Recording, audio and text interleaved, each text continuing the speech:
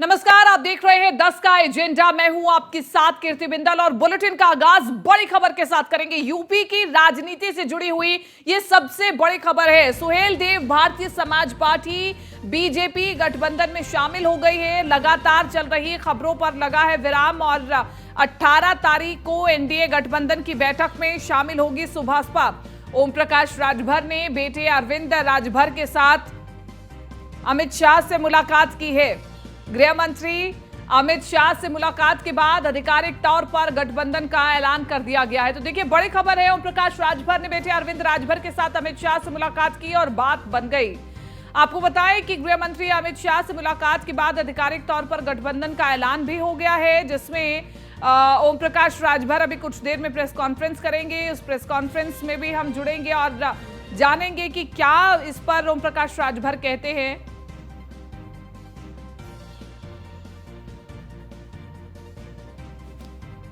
तो देखिए, गृह मंत्री अमित शाह ने ट्वीट करके गठबंधन में सुभाषपा के शामिल होने की जानकारी दी है। उन्होंने लिखा कि ओपी राजभर जी की साथ दिल्ली में भेंट हुई और उन्होंने प्रधानमंत्री नरेंद्र मोदी जी के नेतृत्व वाले एनडीए गठबंधन में आने का फैसला लिया।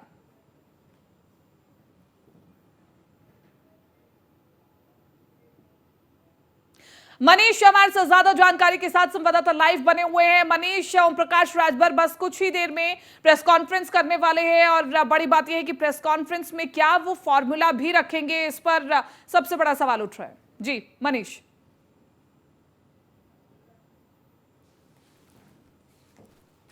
बात देखिए, पूरा मन सज चुका है कि किस तरीके से प्रेस वार्ता की जाएगी, अपनी जीत का ऐलान किया जाएगा। हम हमारे साथ बात करने के लिए खुद मौजूद हैं सुभाषपा के महासचिव अरुण राजभर जी हैं। उनसे बात करने की कोशिश करेंगे कि क्या फॉर्मूला तय हुआ है, किस तरीके से बात हुई है। हालांकि ओम प्रकाश राजभर यहाँ पहुंच चुके हैं, उनके बेटे अरविंद राजभर भी यहाँ पहुंच चुके हैं। सब पूरे तैयारी हो चुकी है, बस इंतजार है कि अब यहाँ पे आएंगे और यहाँ पे जब शुरुआत करेंगे तो हम देखेंगे। अरुण जी, बड़ी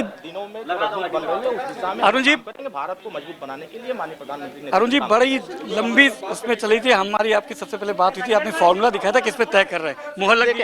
मैं तो मुहर तो लग गई। इसके लिए तो मैं माननीय प्रधानमंत्री जी को धन्यवाद दूंगा और माननीय अमित शाह जी को धन्यवाद दूंगा और माननीय मुख्यमंत्री जी को धन्यवाद दूंगा कि उन्होंने जेपी नड्डा जी को धन्यवाद दूंगा कि हमको सुहेल भारतीय समाज पार्टी को एनडीए में शामिल करने का फैसला किया। यह एक जो गरीबों की आवाज़ है, वंचितों की आवाज़ है और पिछड़े दलित कमजोरों की जो एक सशक्तिकरण की जो मुहिम चल रही है माननीय प्रधानमंत्री के नेतृत्व में, उस मुहिम में सुहेल भारतीय समाज पार्टी भी बहुत मजबूती से अब साथ देने के लिए आज ऐलान कर दिया। देखिएगा तो अब धीरे धीरे प्रदेश की राजनीति में अब एक बहुत बड़ा भूचाल होगा। भाई, जो विपक्ष से बात की जाए, समाजवादी पार्टी आपकी बात है, अब वो बोल रहे हैं कि हमें से मतलब नहीं, राजभर जी पलटू पार्टी, पलटू को भी ले सकता है। देखिए, समाजवादी पार्टी हताश हो चुकी है। समाजवादी पार्टी के साथ जनाधार नहीं बचा है। समाजवादी पार्टी पूरी तरीके से उत्तर प्रदेश में समाप्तवादी पार्टी बन चुकी है। वो पीडीए बना रहे हैं। पीडीए में पिछड़ा मतलब सिर्फ यादव होता है। वो अपने जाति की राजनीति कर रहे हैं। Suhail Bharatiya Samaj party A to Z समाज की राजनीति। सीट और मंत्री पर भी कुछ सुहेल भारतीय समाज पार्टी सीट और मंत्रालय की लड़ाई नहीं लड़ रही है, देश को मजबूत बनाने की फॉर्मूला निकला है। नहीं, वो फार्मूला जो होगा वो जनता के सामने फिर पुनः आ जाएगा। बहुत बहुत धन्यवाद। देखिए, अरुण राजभर थे जिन्होंने बोल दिया है कि समाजवादी पार्टी हताशा पार्टी अपना जो अस्तित्व है वो खोती नजर आ रही है। सिर्फ यादवों की वोट बैंक की बात करती है और किसी की बात नहीं करती। तो एक बड़ा कहीं ना कहीं तंज के साथ समाजवादी पार्टी में जो सहयोगी थे उन पे कि अब वो यादवों की पार्टी है, यादवों के लिए खाली काम करती है और अन्य समाज के लिए काम करती नहीं आती। ये कहना है ओम प्रकाश राजभर के पुत्र और महासचिव अरुण राजभर का। तो निश्चित तौर से जो गठबंधन की बात करते हैं, जिस गठबंधन को तय करने की बात करते हैं, उस पर मुहर लग चुकी है। और आप देख सकते हैं कि खुद एनडीए का, प्रधानमंत्री मोदी का, अमित शाह का, मुख्यमंत्री योगी आदित्यनाथ का धन्यवाद करते हुए नजर आए यहाँ पे अरुण राजभर जी। बिल्कुल मनीष, अभी कितनी देर में माने की प्रेस कॉन्फ्रेंस हो जाएगी? और दूसरा, क्योंकि अभी फॉर्मूले पर तो खुल करके नहीं बोले हैं और इसी के साथ साथ प्रेस कॉन्फ्रेंस में क्या कुछ कह सकते हैं ओम प्रकाश राजभर? देखिए, निश्चित तौर से ओम प्रकाश राजभर आज अपने यहाँ पे गठबंधन का औपचारिक ऐलान करेंगे। सबसे महत्वपूर्ण चीज़ होती है कि किस तरीके से राजभर इतने दिनों से लगातार संपर्क में थे। तमाम वायरल फोटोज हुई थी उनका, उप मुख्यमंत्री के साथ जाने का वीडियो वायरल होता है, जयशंकर सिंह से मुलाकात का वायरल होता है, दिल्ली जाने की खबर पर हम मुहर लगाते हैं। उसके बाद भी कहते हैं कि नहीं, कोई बातचीत नहीं हो रही है, गुपचुप तरीके से बात करते हैं।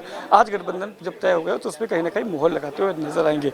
क्या फॉर्मूला रहा है, किन किन चीज़ों पे बात हुई है, अब आने वाले समय में किस तरह से काम करेंगे और किस तरीके से अब वो काम करते नजर आएंगे। तो कहीं निश्चित तौर से जिस तरीके से पूरी तैयारी की गई थी, एक कहा जा सकता है जो एक रेड कारपेट बिछाने का काम किया था, उस पर चलने के क्या फॉर्मूले तय हुए हैं, किस तरीके से अब काम किए गए, इस पे रणनीति बनाती जा रही है। क्या गाजीपुर से उनके बेटे चुनाव लड़ सकते हैं? क्या घोसी में जो जिस तरह राज सिंह चौहान के बाद अब सीट खाली हुई है, क्या अब वहां से विधानसभा उपचुनाव में विधानसभा से ताल ठुकती नजर आ सकती है राजभर? लोकसभा चुनाव के लिए कितनी सीटें तय हुई हैं? साथ ही साथ मंत्रिमंडल विस्तार में क्या अरविंद और ओम प्रकाश राजभर आएंगे कि अरुण और अरविंद आएंगे, ओम प्रकाश राजभर सेंटर में बैठ के राजनीति करेंगे? इन सब चीजों को लेकर जो कयास लगा जाने से पर्दा हटाते नजर आएंगे ओम प्रकाश राजभर। से कुछ देर में तैयारी हो चुकी है, पूरा मंच सज चुका है। ओम प्रकाश राजभर अपने दोनों बेटे अरविंद और अरुण के साथ यहाँ पहुंच चुके हैं। अब से माना जा रहा है कि कुछ देर में जब प्रेस कॉन्फ्रेंस होगी तो उन तमाम चीजों पर से पर्दा हटेगा, उन तमाम पर से पर्दा उठेगा जिनको लेके कयास लगाए जाते, जिनको लेके बात की जाती। जी में बात करके पता चलता था कि समाजवादी पार्टी भी कहीं ना कहीं ओम प्रकाश राजभर को अपनी पार्टी में शामिल करने के लिए बात तो करना चाहती थी, लेकिन वहीं से एक बात और निकल करके सामने आती थी कि ओम प्रकाश राजभर अगर समाजवादी पार्टी में आना चाहते हैं तो उनका स्वागत है, लेकिन जो सत्ता का लालच है वो छोड़कर उन्हें आना होगा, गरीबों की आवाज उठानी है तो उन्हें आना होगा। तो इसे कैसे देखा जाए? क्या ये समाजवादी पार्टी के लिए एक बड़ी हार है, वो राजभर को अपने साथ नहीं लेकर के आ पाए दोबारा?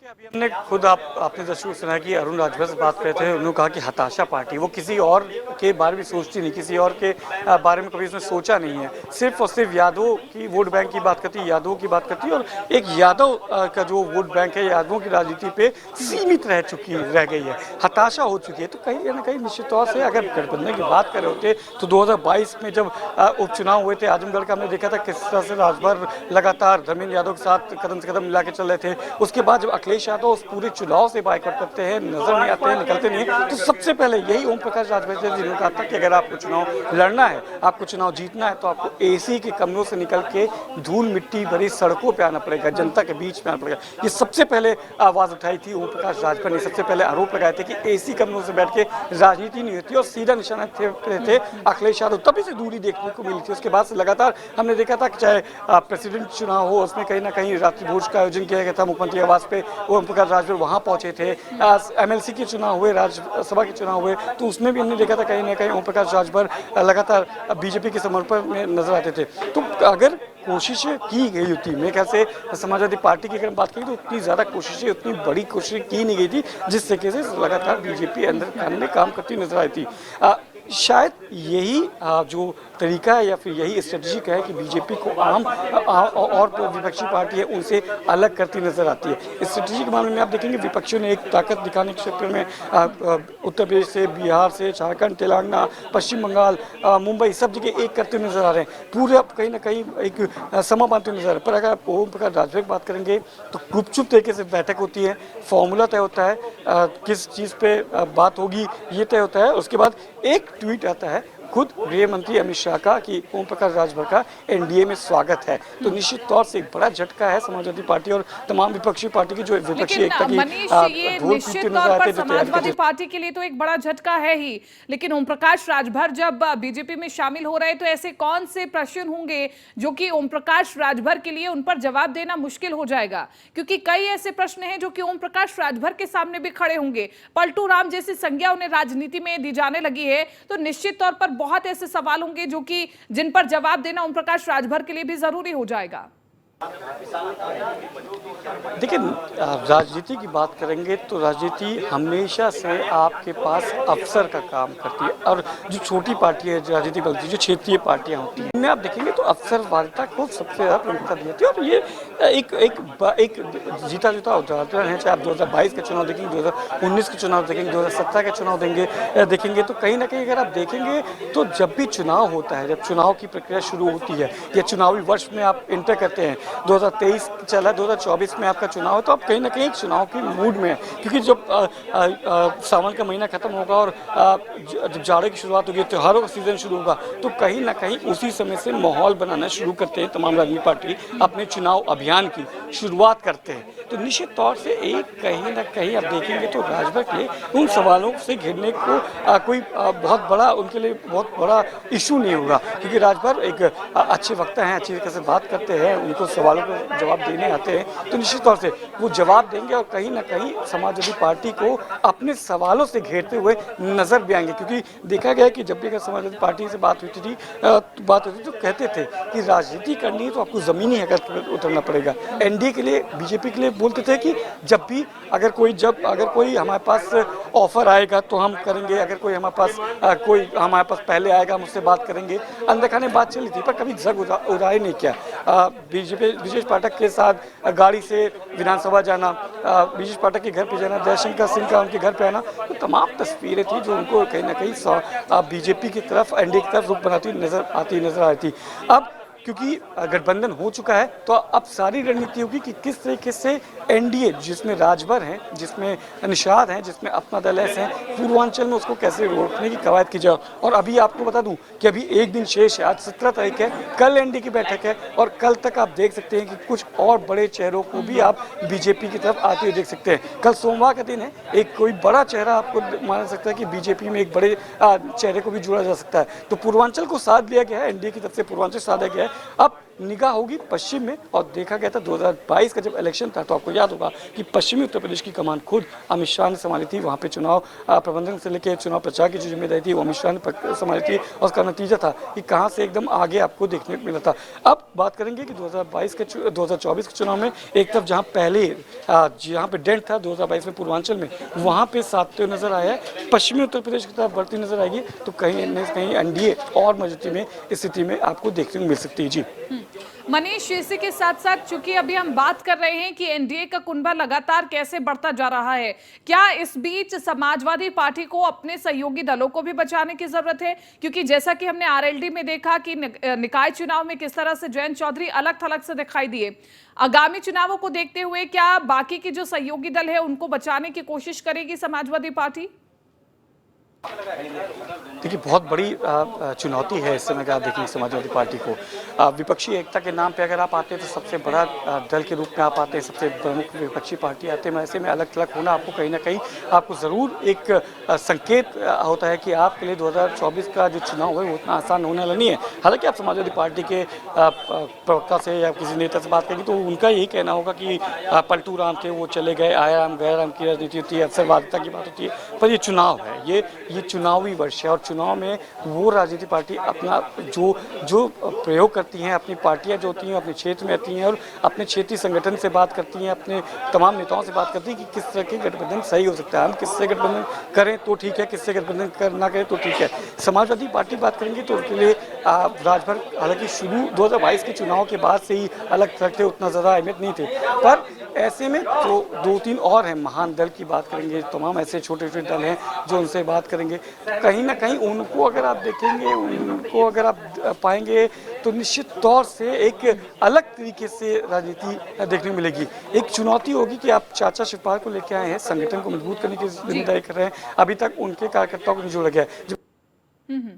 ठीक है मनीष, लौट रही हूं आपके पास। इस बीच न्यूज़ 1 इंडिया पर सुभाषपा के राष्ट्रीय महासचिव अरुण राजभर का बड़ा बयान सामने आया है। समाजवादी पार्टी हताशा वाली पार्टी है, समाजवादी पार्टी हताशा पार्टी है। अरुण राजभर ने न्यूज़ 1 इंडिया पर कहा, एसबीएसपी देश को मजबूत बनाने के लिए लड़ रही है, सुभाषपा देश को मजबूत बनाने के लिए लड़ रही है, दोनों पार्टियां मिलकर के भूचाल मचाएंगे।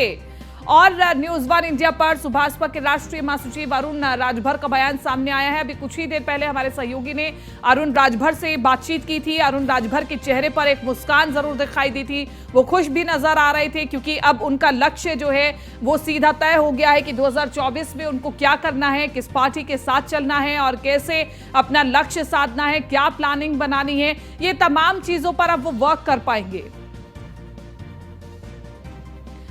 हमारे साथ समाजवादी पार्टी के प्रवक्ता चंचल यादव जुड़े हुए हैं फोन लाइन पर। चंचल जी, ओम प्रकाश राजभर की पार्टी के अरुण राजभर आपको कह रहे हैं कि समाजवादी पार्टी हताशा पार्टी है। 2024 के चुनावों को देखते हुए लग रहा है एक बार एक के बाद एक झटके मिल रहे हैं। देखिए, आज कई सारी बातें निकल के सामने आ रही हैं कि जो लोग हताशा की बात कर रहे हैं वो हताश और परेशान हैं। कैसे सत्ता में बने रहे, कैसे हमारी दुकान चलती है, दुकान खोल के बैठे हैं, वो कैसे अवसरवादी लोग हैं जिन्होंने अभी कुछ दिन पहले जब ये वो नारे लगा रहे थे कि चल सन्यासी मंदिर जा, क्या क्या बातें बोला करते थे योगी जी के लिए इन्होंने। दूसरी बात, इन्होंने जिन मुद्दों के साथ भारतीय जनता पार्टी का साथ छोड़ा था, सपा के साथ आए थे, तो सवाल ये बनता है कि आपने कहा था कि सामाजिक न्याय समिति की रिपोर्ट लागू हो नहीं कर रही भारतीय जनता पार्टी, जातिगत जनगणना के मुद्दे पे हमारे साथ नहीं खड़ी है। ठीक है चंचल जी, आप हमारे साथ बने रहिए, आप हमारे साथ बने रहिए। इस बीच हमारे संवाददाता मनीष कुछ कह रहे हैं, सीधा रुख करेंगे। मनीष,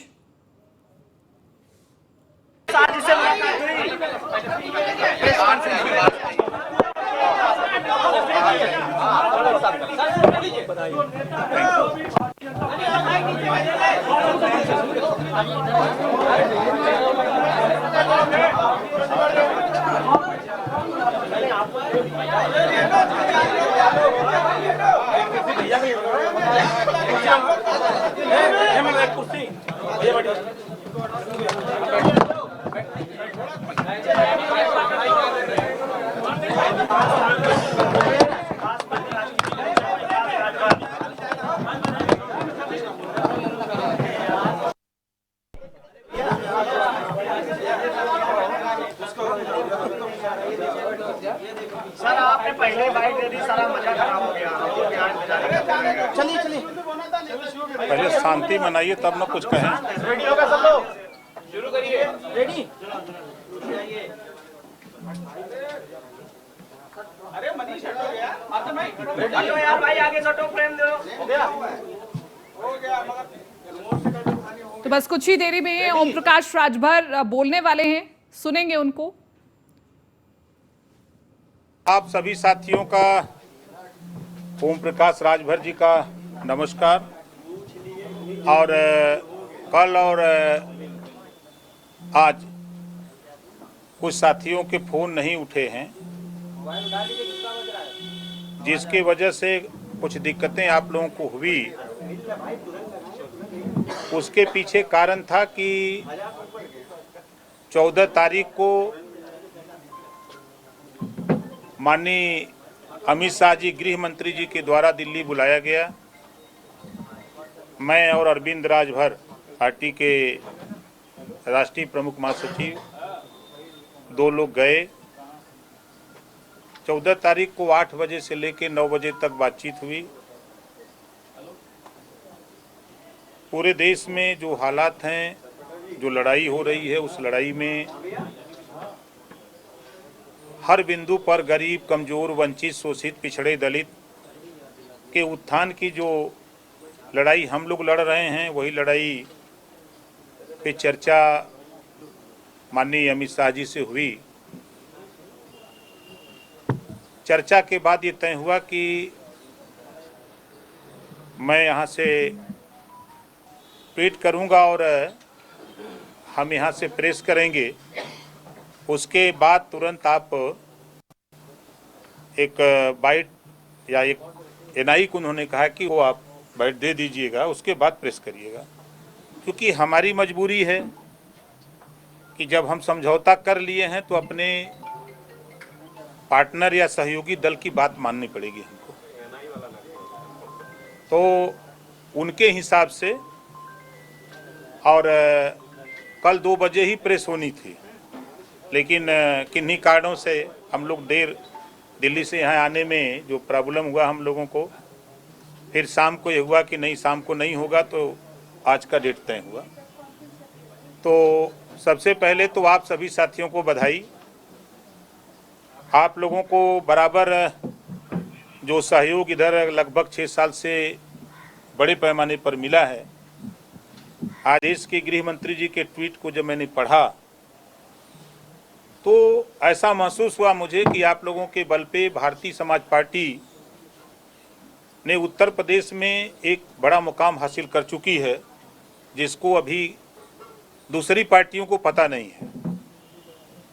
यूपी के साथ साथ चाहे बिहार हो, बंगाल हो, दिल्ली हो, गुजरात हो, महाराष्ट्र हो, विभिन्न प्रांतों में भी कमोवेश संगठन पार्टी को हम लोग बढ़ाते रहते हैं, काम करते रहते हैं।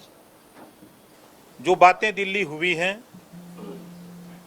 माननीय देश के प्रधानमंत्री माननीय नरेंद्र मोदी जी, माननीय गृह मंत्री अमित शाह जी, माननीय जेपी नड्डा जी और सूबे के मुख्यमंत्री योगी आदित्यनाथ जी को धन्यवाद देता हूं कि आप सभी लोगों ने सुहेलदेव भारतीय समाज पार्टी को एनडीए में शामिल किया है। इसके लिए बहुत बहुत धन्यवाद।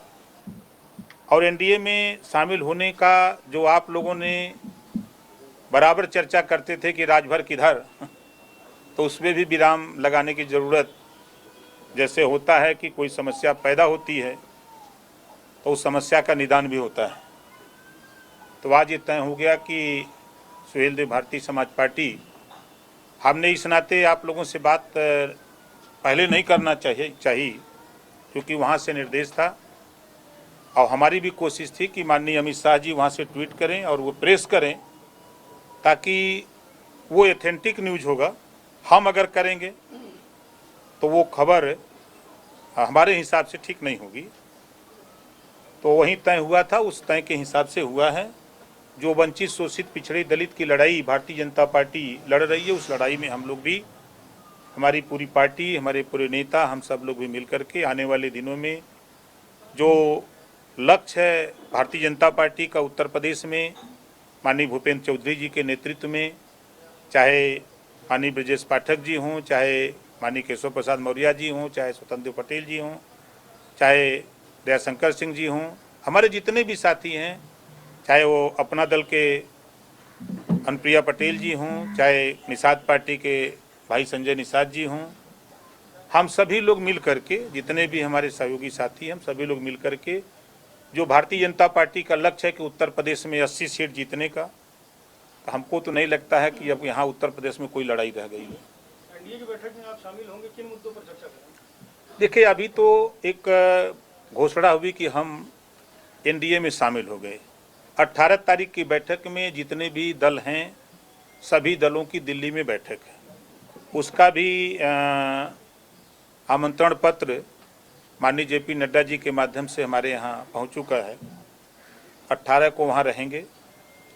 उसके बाद शेष बातें वहाँ होती रहेंगी और आप लोगों को बताते रहेंगे। सर, क्या फाइनल हुआ है बातचीत में? शर्त क्या रही? सर, लोकसभा सीटों को लेकर क्या हुआ है? 3 सीटें आप मांग रहे थे पहले। मैं तो कुछ मांग ही नहीं रहा था। मैं तो आप लोगों को, जो कभी कभी आप लोग भी भावुक हो जाते थे कि राजभर जी किधर तो पहले तो हम कहे कि भाई इसकी समस्या का समाधान किया जाए तो अब तो ये राजभर किधर, ये तो फाइनल हो गया। एनडीए दी जा रही है और आपको 3 लोकसभा सीटें के लिए आपने मांग की है, जिसमें एक बिहार की सीट की है। ये इस पे थोड़ा सा देखिए, मैं आप लोगों से भी बार बार कई चीज़ें अखबारों के माध्यम से, सूत्रों के हवाले से खबरें चलती थी। हम बार बार कहते थे कि इस खबर की कोई पुष्टि हम नहीं करते जब तक हम शीर्ष नेतृत्व से माननीय प्रधानमंत्री माननीय नरेंद्र मोदी जी, माननीय अमित शाह जी, माननीय जेपी नड्डा जी और हमारे यूपी के मुख्यमंत्री माननीय योगी आदित्यनाथ जी और हमारे प्रदेश अध्यक्ष भारतीय जनता पार्टी भूपेंद्र चौधरी जी से, जब तक हम बैठ करके कोई तय नहीं कर लेंगे तब तक झूठ हम आपके सामने नहीं बोलते। एक हफ्ते तक पहले तक आप मायावती को प्रधानमंत्री बनाने के लिए लगातार बातें कर रहे थे और हफ्ते भर में यू टर्न होगा कि अब मोदी जी को प्रधानमंत्री बनाना चाहिए। इसकी वजह क्या है? नहीं, देखिए, वजह साफ साफ है। सीखना चाहिए, विपक्ष को भी सीखना चाहिए कि एक तरफ छोटे छोटे जो टुकड़ों में बटे हुए जो भारत जातियों में बटा हुआ है, उन जातियों से लीडरशिप को पकड़ करके भारतीय जनता पार्टी सत्ता में जा रही है और ये लोग अकेले लड़ने की बात कर रहे हैं। हम बार बार आप लोगों के सामने यही कहते थे कि फला फला फला पार्टी इकट्ठा हो तो बात आगे बन सकती है। ये लोग इकट्ठा होने को कोई तैयार नहीं है। वो कहावत है कि हम बड़े कि तुम बड़े, तो अखिलेश जी सोचते हैं कि हम बड़े मायावती जी सोचती हैं कि हम बड़े, और दुविधा में दोनों गए, न वो बड़े न वो बड़े, सबसे बड़े नरेंद्र मोदी जी हो गए। राजभर जी, अभी आपने कुछ दिन पहले एक बयान दिया था, आपने कहा था कि सपा के और भी कई विधायक हैं जो बहुत जल्दी दूसरी पार्टी का दामन थाम लेंगे। हालांकि कल दारा सिंह चौहान ने इस्तीफा दे दिया। और कितने विधायक हैं? दारा सिंह चौहान को आप दिल्ली लेकर गए थे, क्या चर्चा हुई थी? देखिए नहीं देखिए देखिए, एक चीज मैं आपको बता, मैं झूठ नहीं बोलता। देश की राजनीति में हम सच के सिवा कुछ नहीं बोलते।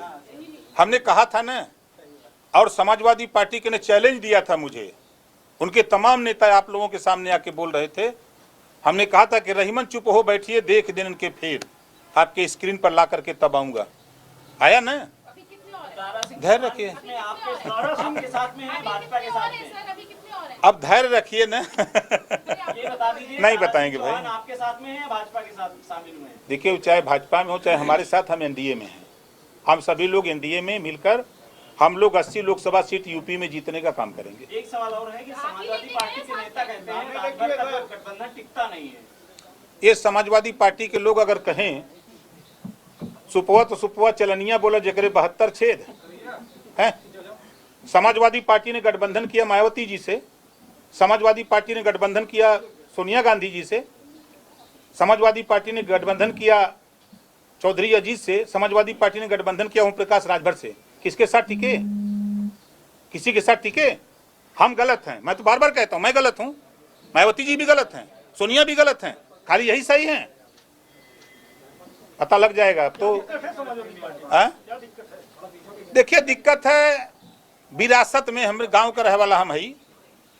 गांव में अगर कोई नवासा पा जाला ना तो पूरे गाँव के नहीं रह देवल चाहत।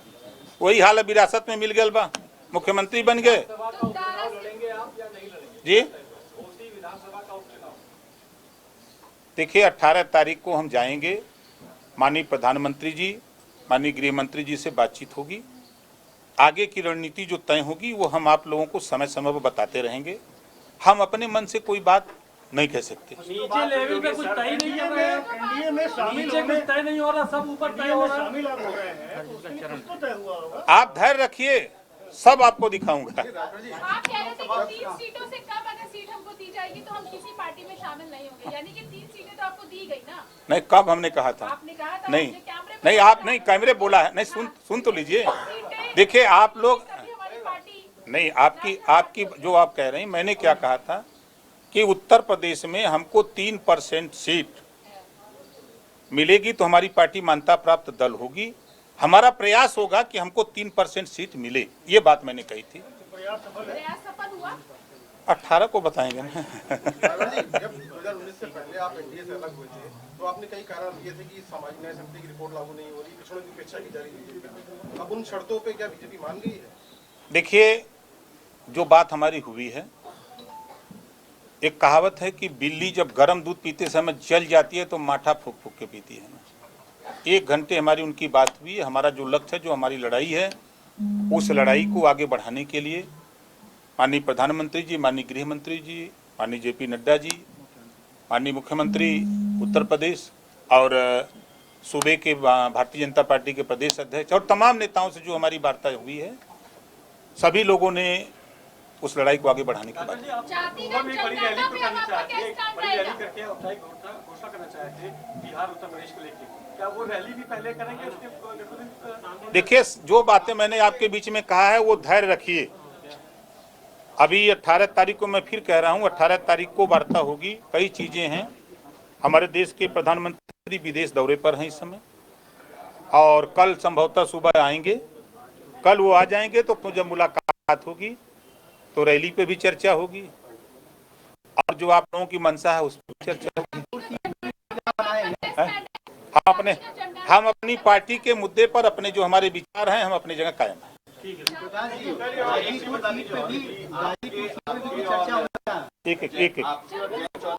आपके और जयंत चौधरी दोनों की चर्चा थी, तो एनडीए ज्वाइन करेंगे।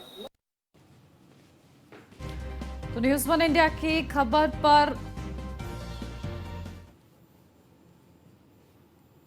उसमें सभी अपराधियों की लिस्ट बनती है। तो हम तो गए ना, धैर्य रखिए।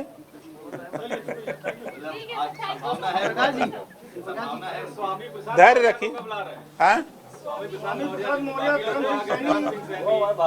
देखिए, नहीं देखिए भाई, हमारे धर्म सिंह सैनी जी हैं, जल्द ही यही हम आपके सामने पेश करेंगे। एनडीए के साथ सब लोग रहेंगे। प्रकाश जी, गाजीपुर सीट पे भी अपने बेटे को लेके क्या चर्चा हुई? नहीं देखिए, मैं फिर कह रहा हूँ, ये खबर अखबार में छपी थी, वो सूत्रों के हवाले की खबर थी। तो आप पुष्टि कर दीजिए ना। नहीं नहीं, ऐसा कहीं कुछ नहीं है, उस पर कोई चर्चा ही नहीं है। 18 को बता रहा हूँ, 18 को हम बताएंगे आपको।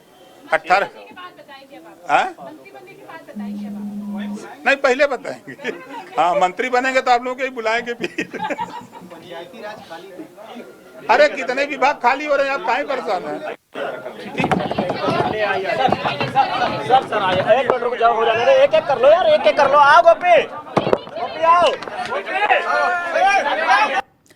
तो बीजेपी गठबंधन में शामिल हो गए ओम प्रकाश राजभर। तमाम सवालों के जवाब वो देते हुए नजर आए कि अब एनडीए के साथ ही रहेंगे, और तमाम 1 घंटे तक क्योंकि मुलाकात हुई है, इस मुलाकात के बाद कई बातों को लेकर सहमति बन गई है।